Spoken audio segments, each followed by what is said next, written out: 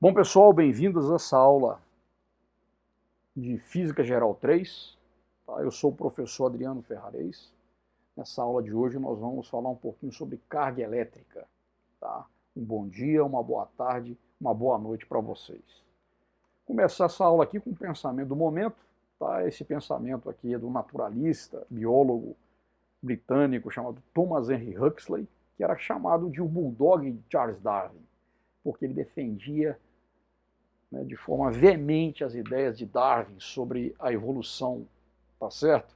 E esse cara é também avô, de um grande escritor chamado Aldous Huxley, que dentre outros livros escreveu Admirável Mundo Novo, e também foi avô de outros cientistas que ganharam inclusive prêmio Nobel, tá bom? Então esse é o Thomas Henry Huxley, que disse o seguinte: o nascimento da ciência foi a morte da superstição, tá? Embora, é isso, a ciência existe para espraiar a luz sobre o obscurantismo, embora haja tanta superstição e obscurantismo no nosso mundo. Haja vista hoje, algumas polêmicas da nossa sociedade atual, tá? Mas fica aqui então esse pensamento do momento, o Thomas Henry Huxley, e com essa frase interessante, quando nasce a ciência, a superstição morre. Muito bem, vamos falar um pouquinho sobre o eletromagnetismo. O que vem a ser o eletromagnetismo? Tá? Então, o eletromagnetismo, ele é definido em termos de eletricidade, e aí falando um pouquinho da eletrostática. Lá na Grécia Antiga já se conheciam as propriedades elétricas, eletrostáticas, de alguns materiais. Isso foi feito aí, quando se atritava alguns materiais, como por exemplo o âmbar, que é uma resina vegetal. Via-se que esse âmbar, essa resina, ela tinha a propriedade de atrair pequenos objetos, isso aí devido à ação de uma força, no caso a força elétrica. O magnetismo, que vem da magnetostática, também os gregos sabiam da propriedade da magnetita, que é uma rocha que tinha a capacidade de atrair malha de ferro, e materiais ferromagnéticos, ferrosos, e aí você já tem a ação da força magnética. Então, quando você pega a força elétrica, a eletricidade, com a força magnética, o magnetismo, você vai ter o eletromagnetismo, tá? Que foi desenvolvido no século XIX por cientistas como Oersted, Faraday e Maxwell, tá? O Oersted e Faraday viram mais a questão aí fenomenológica, de fenômenos, Viram, por exemplo, que uma corrente pode gerar um campo magnético e que a variação de fluxo magnético pode gerar uma corrente elétrica. O Maxwell foi o responsável por enunciar as suas famosas equações, que foi uma explicação geral, muito bem elaborada sobre a questão do magnetismo, e isso deu origem ao eletromagnetismo. Tá bom? Bom, vamos falar um pouquinho da eletricidade. O que é? A gente tem aí a eletricidade envolvendo fenômenos com cargas elétricas estáticas, isso me dá a eletrostática, e com cargas elétricas em movimento, que seria a eletrodinâmica, tá? A corrente elétrica, tá bom? A gente não consegue ver a eletricidade, mas a gente sente o quê? Os efeitos dela, ou a gente vê os efeitos da eletricidade. Então essa aula hoje aqui, de Física Geral 3 que vocês estão assistindo, tá? Ela na verdade é o quê? Ela ocorre graças à eletricidade, e também ao magnetismo, tá bom? Para que serve? Então, cara, aplicações mil, para lazer, aqui o computador, dar um choque com uma arma elétrica, e um carro elétrico para alimentação de um carro elétrico, eletrodoméstico, um secador, um rádio, um aparelho de saúde, um smartphone, aparelho de som, iluminação, televisão. Então, cara, a aplicação da eletricidade, elas são enormes. Se a eletricidade nos faltasse, quando nos falta, a gente fica o quê? Fica comprometido.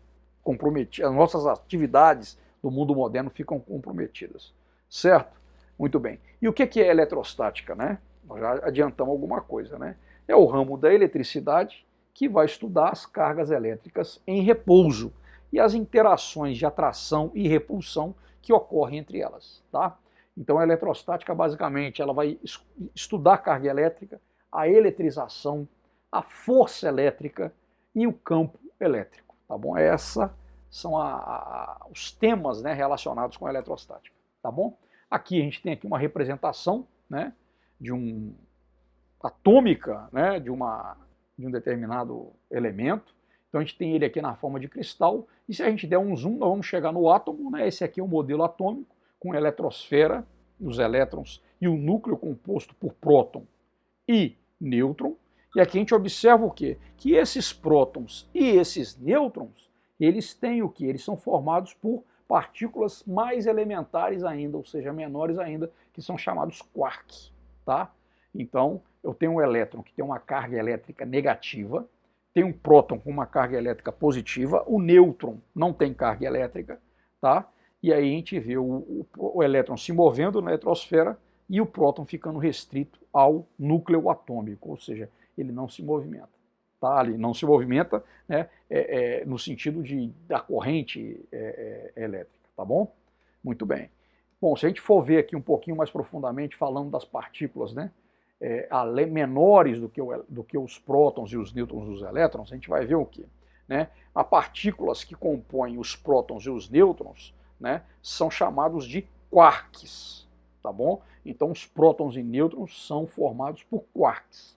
Se admite a existência de 12 tipos de quarks, né, mas só 2 tipos deles formam os prótons e os nêutrons, que é o quark up e o quark down. O quark up ele tem uma carga elétrica positiva e o valor dessa carga elétrica é de 2/3 do valor da carga do elétron. E o quark down ele tem carga negativa e tem o valor da carga dele é de 1/3 do valor da carga do elétron, tá? Então eu tenho um próton formado por 2 quark up e um down, e tenho um nêutron formado por 1 quark down e 2 quark up. Tá beleza? Certo, pessoal? Tá? Então aqui é uma visão aqui um pouco, né, sobre a questão dos quarks. Bom, a carga elétrica elementar, o que é? É a carga de um elétron, a carga de um nêutron. O elétron negativo, a carga de um elétron e a carga de um próton. O nêutron não tem carga, pessoal. Bom, o elétron com carga elétrica negativa, o próton com carga elétrica positiva. Então o valor dessa carga elétrica está aqui, ó, né? Aqui não é 9 não, tá, gente? Aqui é 0, ó. Então, olha só, quanto é que vale a carga elétrica elementar? A carga elétrica elementar, ela vai valer quanto? Ela vai valer mais ou menos 1,6 vezes 10 a menos 19 coulomb.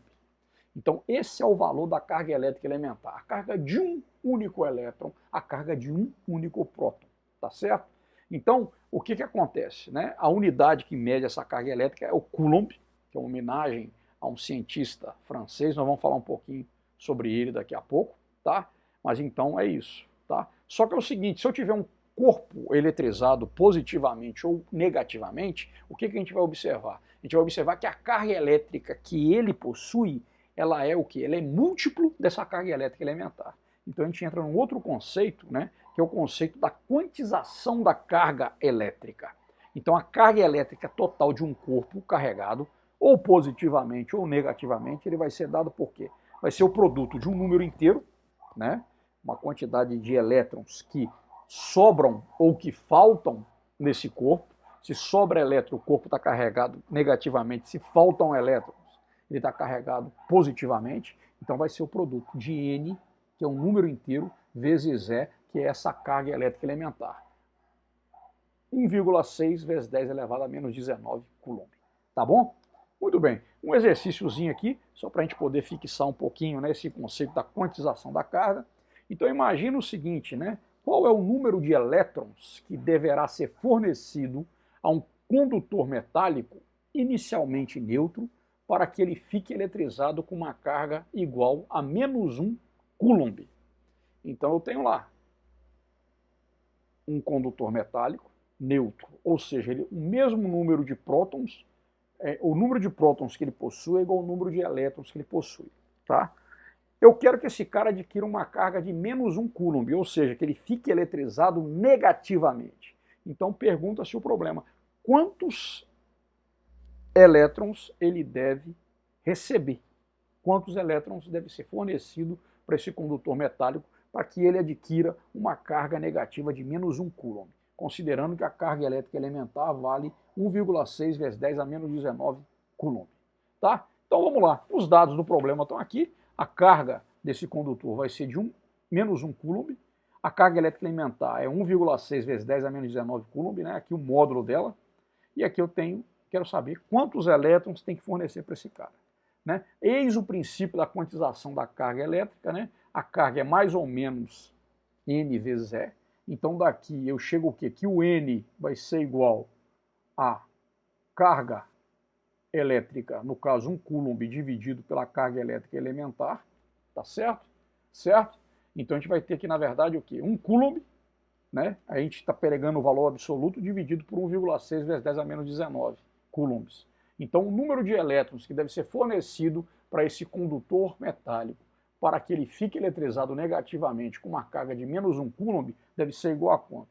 A 0,625 vezes 10 a 19 ou 6,625 vezes 10 a oitava, 10 a 18 elétrons, tá bom? Então um número enorme de elétrons para que ele tenha a carga de 1 coulomb, tá? Então aqui é um exercício só para a gente poder aplicar esse princípio da quantização da carga elétrica, que é muito importante para nós. Muito bem. Como é que ocorre a interação entre as cargas elétricas? Então a gente tem aqui o seguinte, pessoal. Cargas de sinais contrários se atraem, positivo com negativo se atraem. Cargas de mesmo sinal se repelem. Então positivo repele positivo, negativo repele negativo, tá bom? Atração eu tenho quando eu tenho carga de sinais contrários. Com cargas de mesmo sinal eu vou ter a repulsão, tá bom? Então aqui, eu tenho aqui esse bastão carregado negativamente, eu aproximo esse bastão também carregado negativamente, a gente vai observar o quê? Que ocorre uma repulsão. Se eu pegar esse bastão carregado positivamente e aproximar esse bastão carregado negativamente, a gente vai ver o quê? Que vai haver uma atração, tá certo? Então, ó, repulsão, cargas de mesmo sinal, atração, cargas de sinais contrários. Beleza? Essas são as referências da nossa aula de hoje. Valeu, pessoal. Até a próxima.